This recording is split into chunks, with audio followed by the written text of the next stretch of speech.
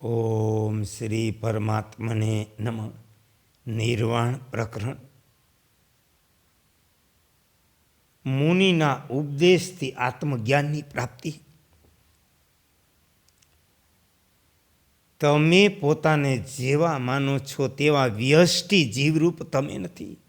તમે તો પ્રાણીઓના તપરૂપી કમળના માટે સૂર્યરૂપ, કલ્યાણરૂપી કમળોની ખાણ અને ભગવાન શ્રી હરિના નાભી કમળના હિરણ્ય ગર્ભ છો.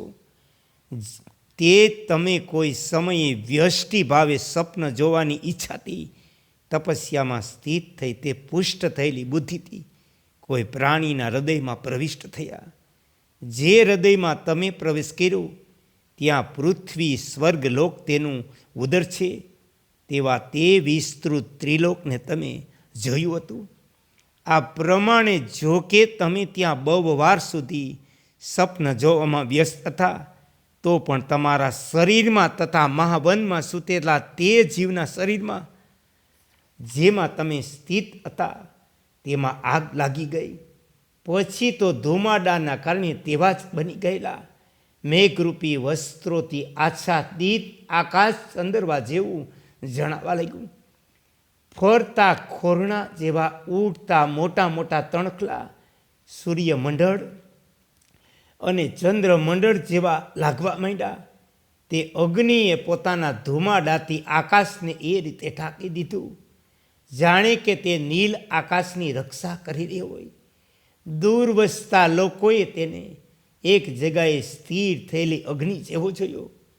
તેની પ્રભાથી આકાશ પીગળેલા સુવર્ણ રસથી લીંપાયેલી સપાટી જેવું લાગતું હતું.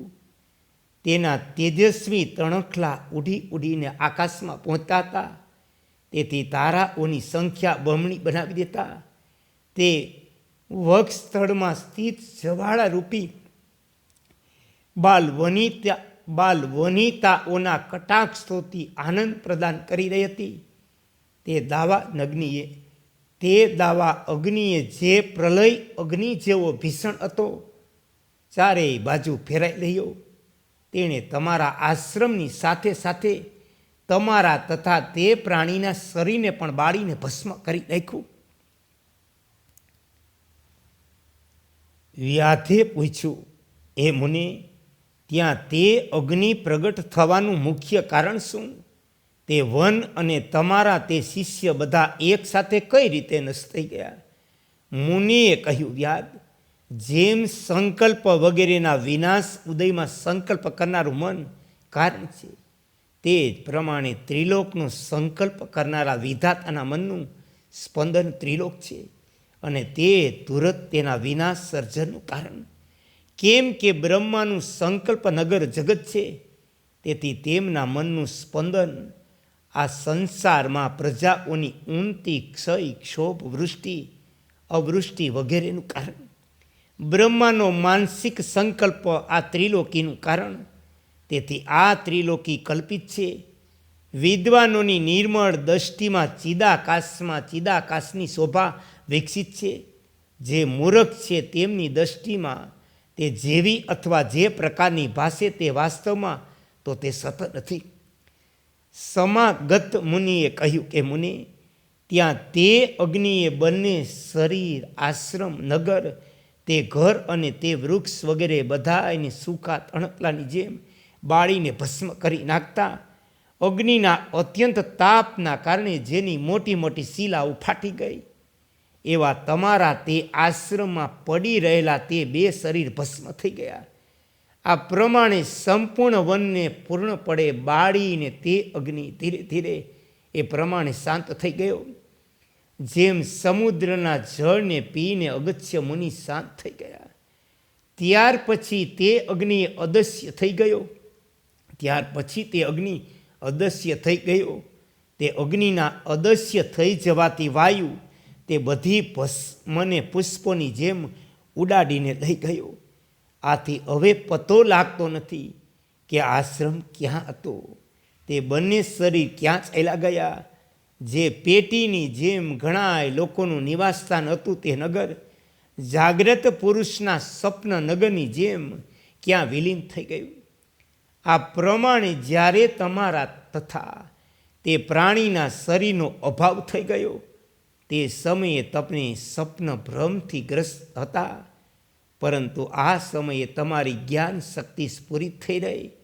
તેથી ક્યાં બહાર નીકળવાના દરવાજા રૂપી રસ્તો અને તમારો તે વિરાટ આત્મા બંનેમાં બહુ અંતર. કેમ કે ઓજસ સહિત બળી ગયેલા તે પ્રાણીનું ઓજસ સહિત શરીર પણ બળી ગયું. એ મુને, તે કારણ તમને તે બે શરીર પ્રાપ્ત થયા નહીં. કેમ કે આ સમયે તમે જેનો અંત નથી એવા સ્વપ્ન સંસારરૂપી જાગ્રત અવસ્થામાં સ્થિત છો.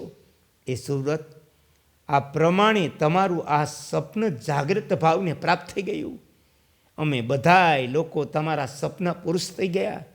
એ જ પ્રમાણે તમે અમારા સ્વપ્ન પુરુષ છો. અમે તમારા સ્વપ્ન પુરુષ છીએ. તમે અમારા સ્વપ્ન પુરુષ, અમે તમારા સ્વપ્ન પુરુષ. આ ચિદાકાશ રૂપ આત્મા સર્વદા પોતાના સ્વભાવમાં સ્થિત છે. સ્વપ્ન પુરુષ હોવા છતાં જ્યારથી તમને હું જાગ્રત પુરુષ છું એવી પ્રતીતિ થઈ, ત્યારથી તમે જાગ્રત પુરુષ બની પૂર્ણ રૂપે ગૃહસ્થ આશ્રમમાં સ્થિત છો. એ તાત આ પ્રમાણે ત્યાં જેવી ઘટના ઘટી તે બધોય પ્રસંગ મેં તમને પૂર્ણ રૂપે સંભળાવ્યો. હવે જો મારા કથનમાં સંદેહ હોય તો તમે પોતે ધ્યાન દ્વારા આ અનુભવ કરેલ દસ્યને જોઈ શકો.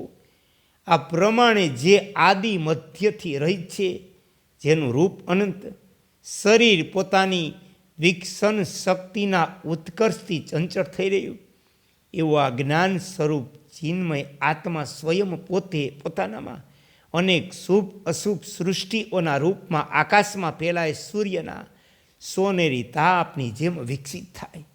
ઓમ શ્રી યોગ વસિષ્ઠાય નમઃ.